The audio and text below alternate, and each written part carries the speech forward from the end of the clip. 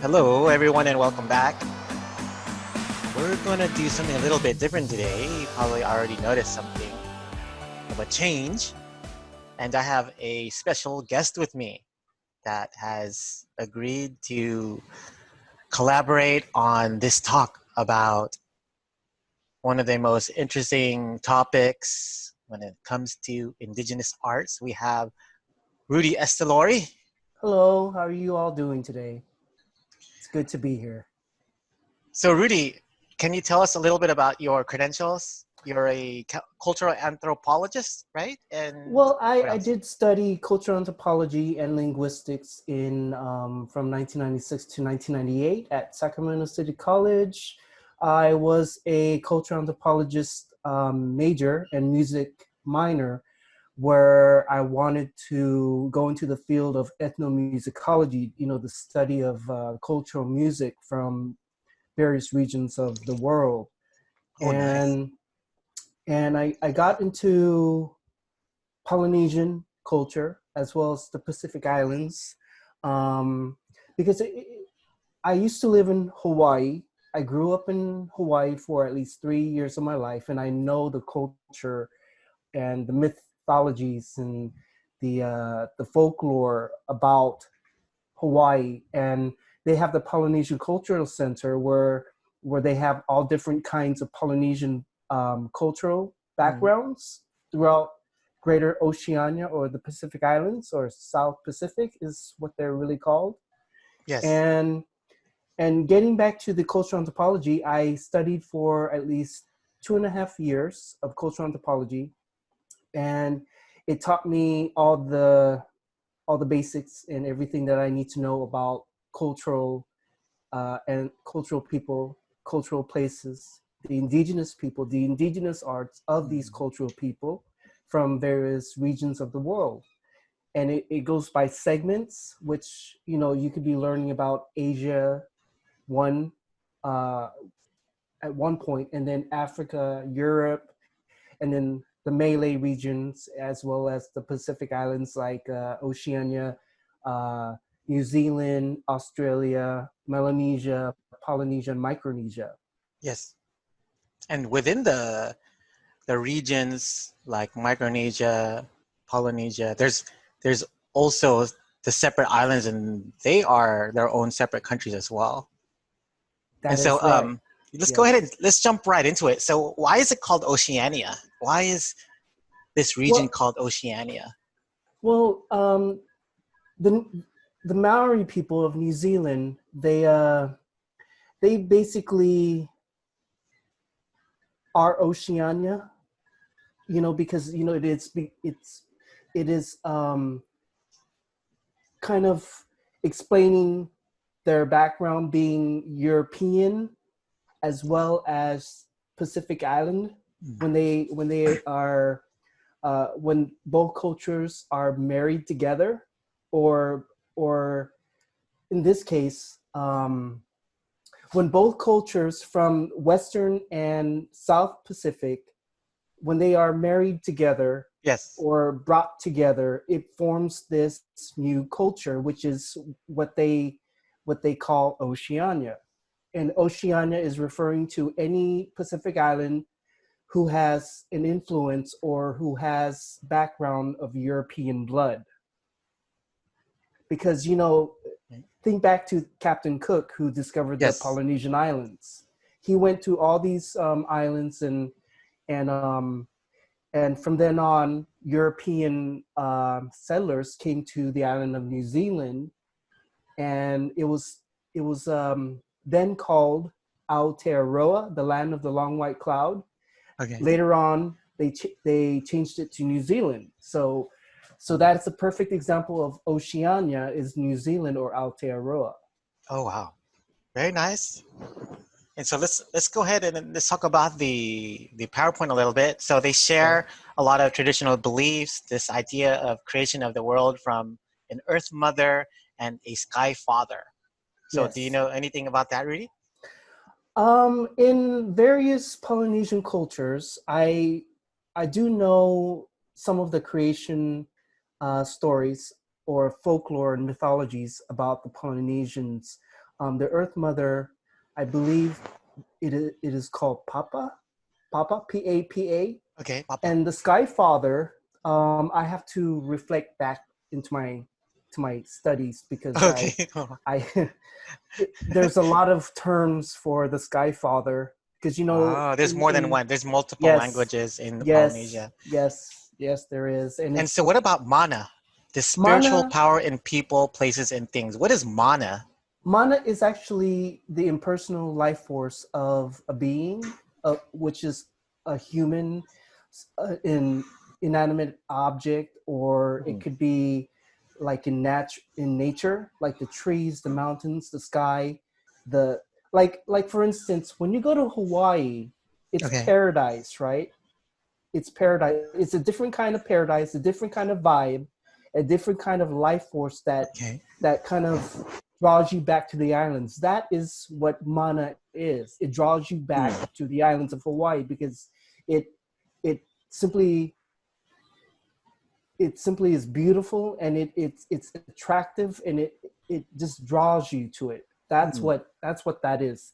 Also, it could Well, be very nice. defined. It can be defined as such, as well as back in the ancient times in Polynesia, especially Hawaii, they test their abilities. Like in wars.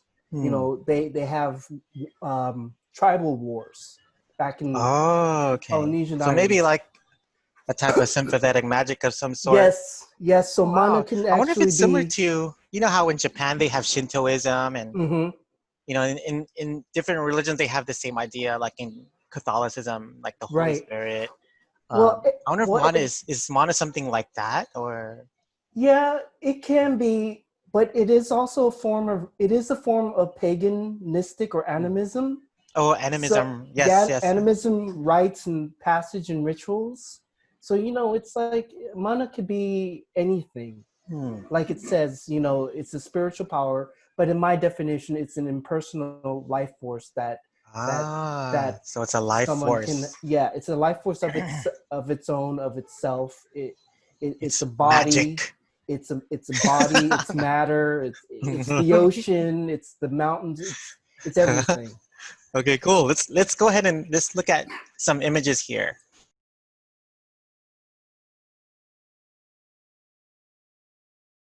And so, just an overview of the geographical area we are talking about. So, this is what it looks like from outer space. We have Australia, that's probably the most recognizable continent here, New Zealand off to the east.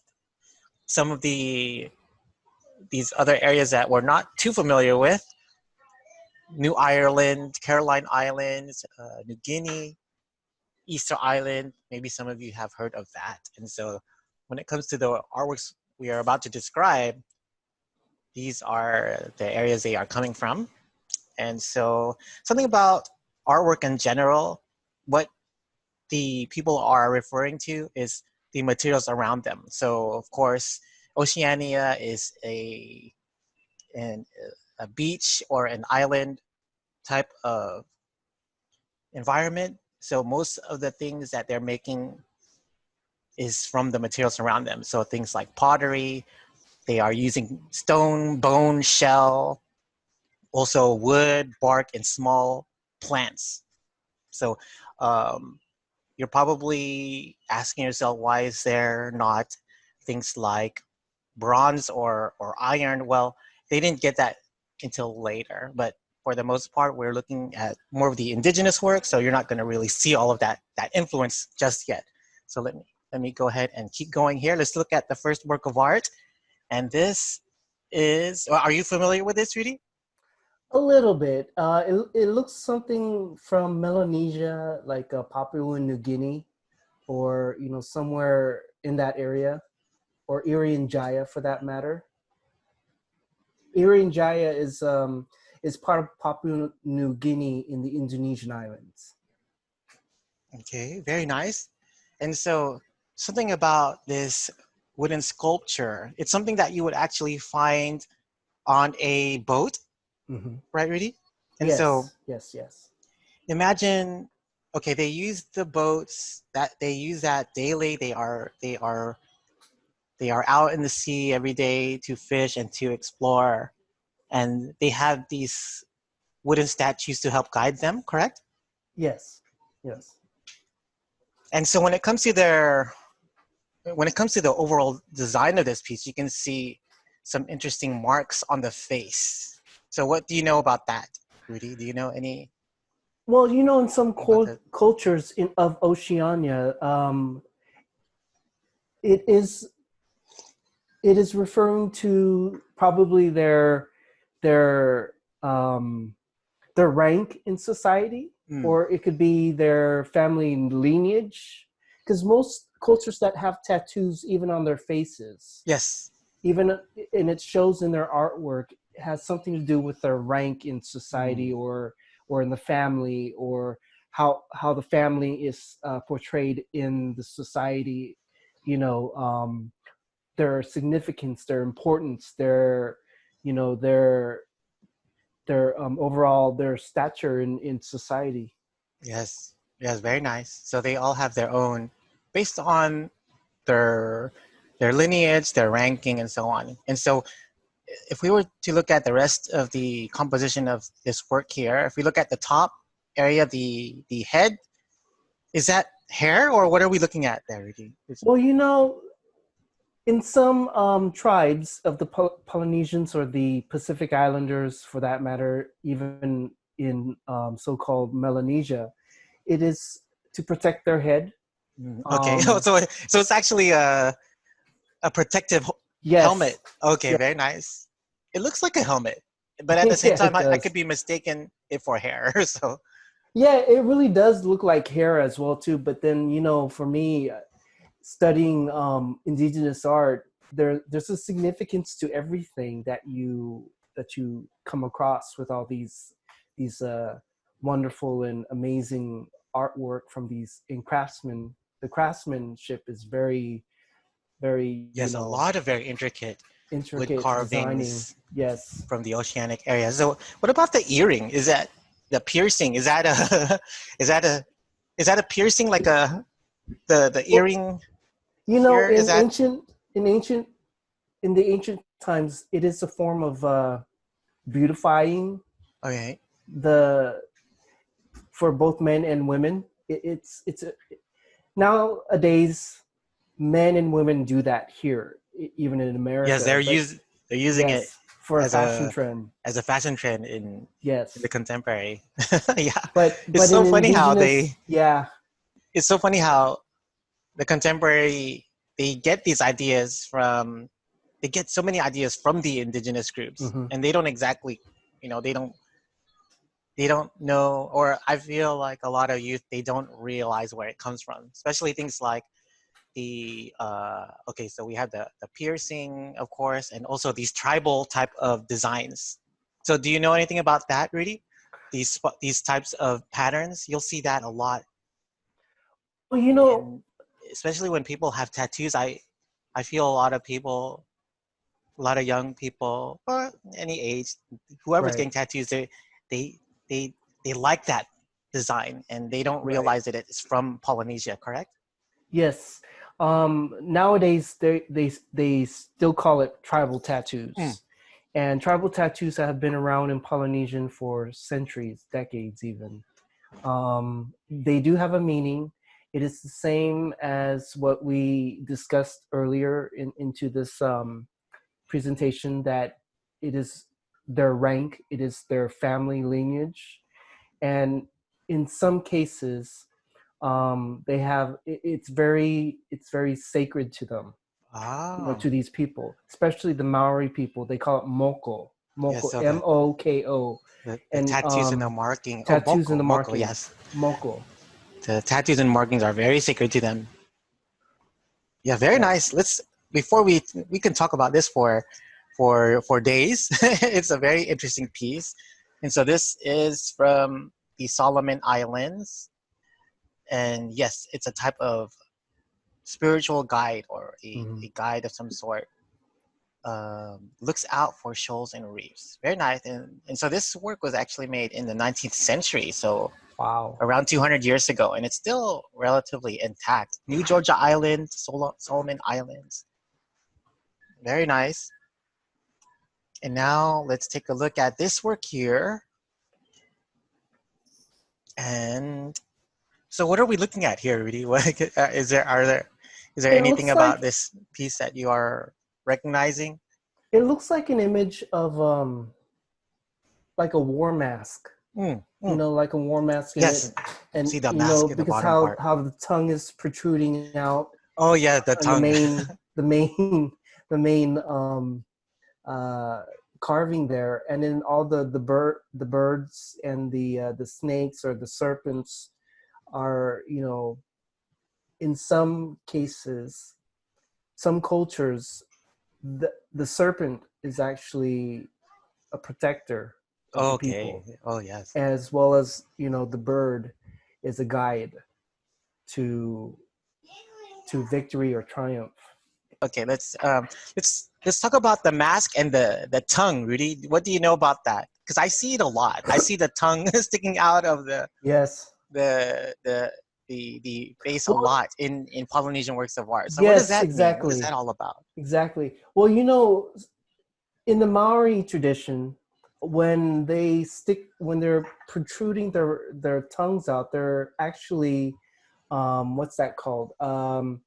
They're intimidating their opponents. Ah, You know, they're intimidating their opponents, like, oh, you know, you better stand back.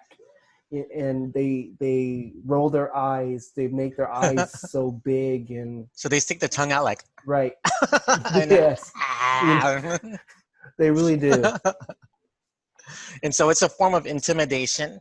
Yes, And something about Polynesia, they're very war-driven right. culture. Not exactly war, but conflict-driven. And so Yes, when it comes to the aesthetic quality of a lot of these pieces, you can say that they're beautiful, but at the same time, there's a function in that they are actually used as a type of protection, especially against their enemies, not just physical enemies, but their spiritual enemies. right. And so we are looking at a bird and the serpents here. These are from New Ireland, and the chickens are holding snakes, symbolizing the opposition of sky and earth. And this was made in 1920, so 100 years ago from today. And so this is actually a pretty large piece, 37 Hmm. by 21, so 3 feet tall. Can And you so it, imagine wearing it? and yeah, imagine wearing that. Oh man, yeah. Wow. And so yes, for many reasons, but primarily as a type of protection. Right. And now let's move on to another work of art here, another wood carving the female figure. And how do you say that, Rudy? You are the expert. How do you say how do you pronounce the name of this work? Nukuoro. Nukuoro. Nukuoro. Nukuoro. Atoll. An atoll is a coral island of what is what makes many of the Micronesian islands. You know, the tiny islands made from coral. Ah, Nukuoro. And atoll is what again? An atoll is an island made from coral. Oh, the island made from coral. Oh, nice. Yes. And so we're looking at a very abstract female shape. Is it a doll of some sort, or do you know any It looks reason like an behind its image. creation? Yeah, it looks like an image that can represent a lot of things. Like it could be fertility. It could be it Fertility. could be a protection to warn off the presence of evil or the presence of other people who may be trespassing against them. Hmm. It could also be just simply a figurine that just, you know, Just for um, design or yeah, that's what aesthetic I'm getting. purposes. Yes. Very nice. And so, yes, these are 15 inches tall, so quite large, and it's very abstract. And so, let's go ahead and move on to the next piece here. And right away, you are probably familiar. You've probably seen this somewhere before you've seen this class, just because of how popular they are and how mysterious they are. And so, what are we looking at here, Rudy? We are looking at the Rapa Nui or Easter Island Moai Moai, yes. statues. They're the Moai statues that are used for ceremonial purposes. And note, if you ever go to Rapa Nui or Easter Island, Is Rapa Nui the traditional name for Easter yes, Island? Oh, wow, okay. yes, I was Rapa gonna say Nui, Rapa Nui is yes. the traditional name for Easter Oh, Island. nice. Easter Rapa Nui. Island, Easter Island is governed by the Chilean government Yeah. Okay. Yes. from Chile. Interesting. But but if you ever go there, like I was saying, if you ever go to Easter Island and you see all these statues there, the Moai, they are actually facing one direction. Oh, And they're usually okay. They're usually facing one way. yeah, and it is said in folklore that it could be the direction of their ancestral homeland. Ah, so they're facing their home or Yes, their. Oh, wow. So they're found in. Is it just one island, and they're scattered throughout one island, or are they built on several islands? they could be built on several islands, but know this that Easter Island is not as very. Uh, they don't have very many islands in Easter Island. Okay, The main island there, with its capital Hangaroa, Hungaro. has a little bit of the statues, but it is in sacred places. Ah. Sacred sites is what they refer to, that these moais are. They could either be lying down facing upward, or facing down, or standing tall like this, like Hmm. what we see here in the image. And if we look at the design, and so these are large, these are Yes, heavy. Maybe like 3 tons or so. I'm guessing. yes, yeah. Um, and so it looks like the figure looks like a male figure perhaps, and that he's wearing a hat, or what is Hmm. that? The hair, or do No, you know anything about that? it's actually a hair, what they call a headdress. Oh, headdress. Okay. Headdress.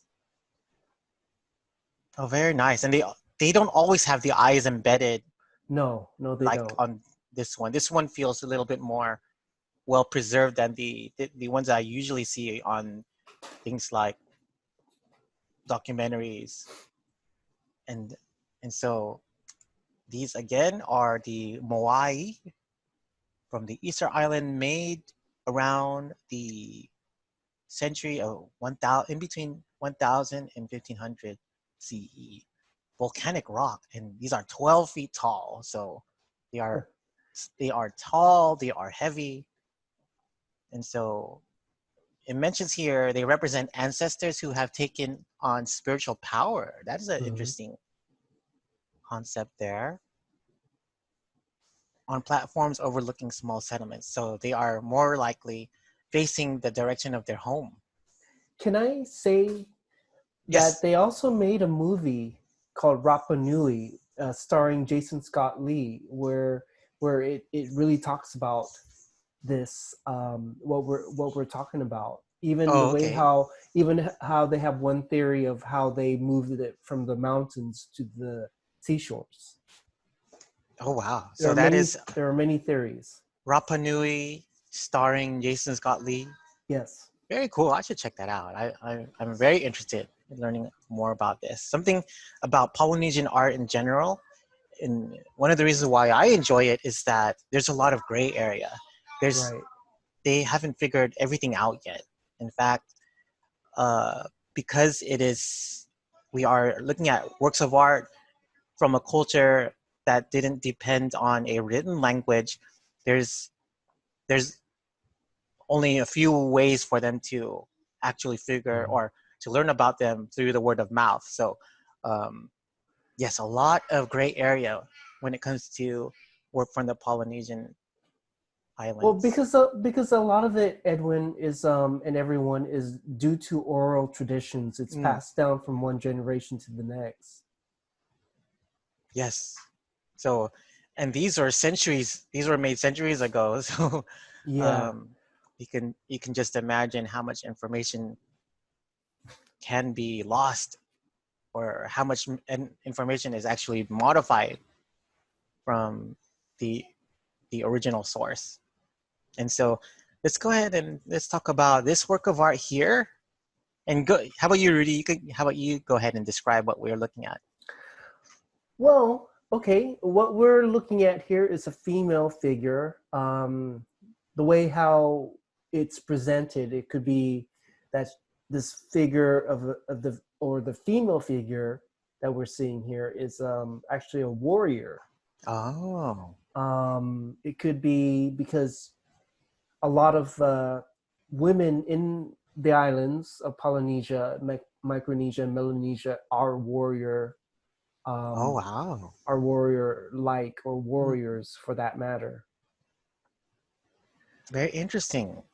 And if and do most of these figures have the eyes appearing that way, or do they usually color the in the eye, having the pupil and all, or is it usually just like that? Do you know? Well, this could also be that it could be a deity Oh, because the eyes they would have the little pupils in there yes.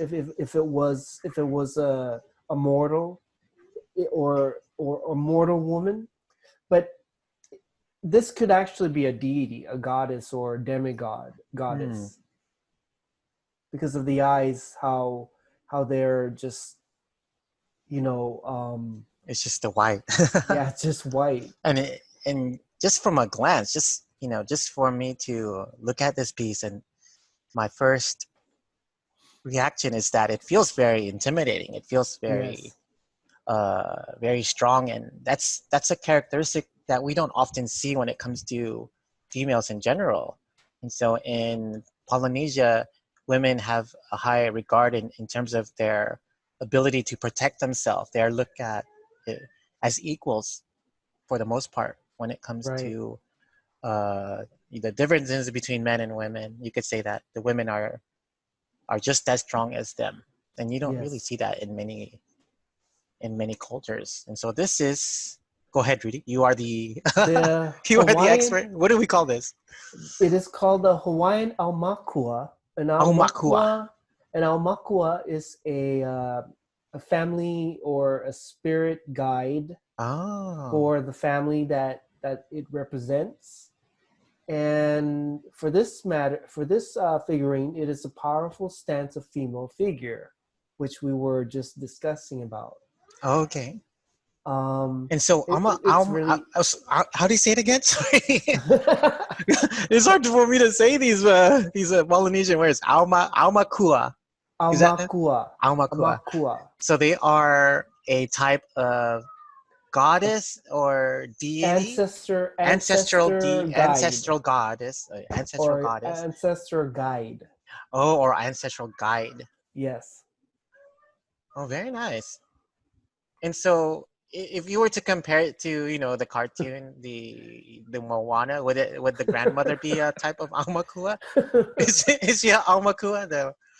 She turned into Yes, she can. a Yeah, mantis. of course. That's a perfect example when when she passes away, and she said in before she passes away or she got sick in Moana, she says, "When I die, I want to be just like the stingrays that's swimming Mm. around her."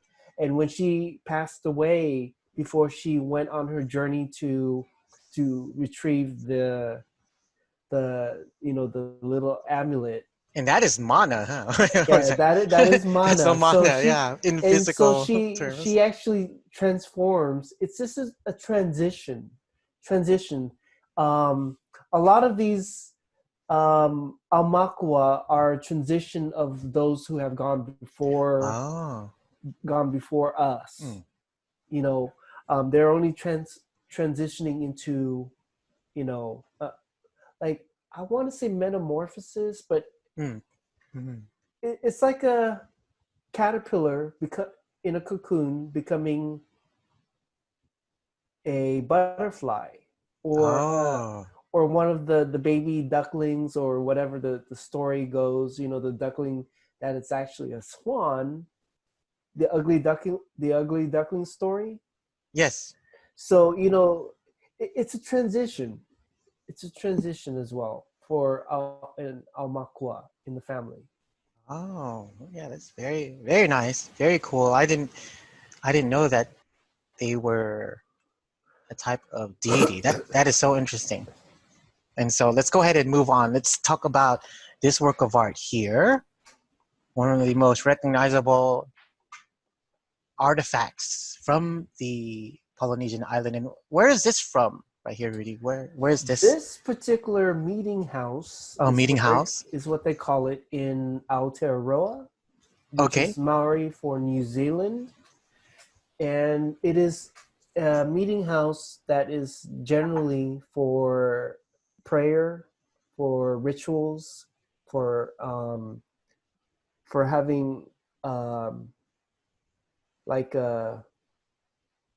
just a meeting place where all the ali'i or riki, Oh, the high chiefs, okay. and then they meet and then they discuss terms for the tribes. Oh, very nice. And so, what is it? What do we know about the Maori people? I think that among Polynesia, I would probably say the Maori is probably one of the most influential. Hmm. And what do we know about the Maori people? Well, the Maori people, they believe that they come from an ancestral homeland called Hawaii. Not to get confused with Hawaii or the Avaiki from the island of Avaiki in the Cook Islands, Okay. but it is an ancestral homeland where they walk with deities, and there's no sickness, nothing. So the Maori people have descended from Hawaii, as well as the Maori people. There are different tribes, Mm, just like what you would see in the Native Americans. mm. Yes, very nice. And I can tell you that for our students listening, if they know Dwayne Johnson, The Rock, isn't he part Maori or something like that, No, right? he's actually part Samoan. Oh, Samoan. Yes, Samoa is also considered yes, Polynesian island, right? yes, Okay, very nice. yes. Yeah, so if you are watching any movie with The Rock on it, he's Polynesian. But yeah, very cool. So is Jason Momoa. Jason I Momoa. Who is? think Oh, is that the the the guy Aquaman? who Aquaman. Yeah, Aquaman. And so my Filipino accent slipped there, Rudy. And so Aquaman, huh? Aquaman. Aquaman. Oh yeah, my favorite superhero is Aquaman. And so, and when you look at the house itself, some very intricate designs, especially the pattern, the abstract pattern on the rooftop. We'll also see the set of eyes and of course the wood carvings inside. And so this is, go ahead, it's your cue, Rudy. The name. So the name of this particular meeting house is called Rua Te Pupuke. Oh, oh, sorry, I didn't mean to laugh. Rua Tepu is just I can't say it. So Rua Rua Tepupuke. Okay. Te Pupuke. I'm gonna edit this a lot, really. So I'm gonna edit these parts a lot. I'm gonna these parts.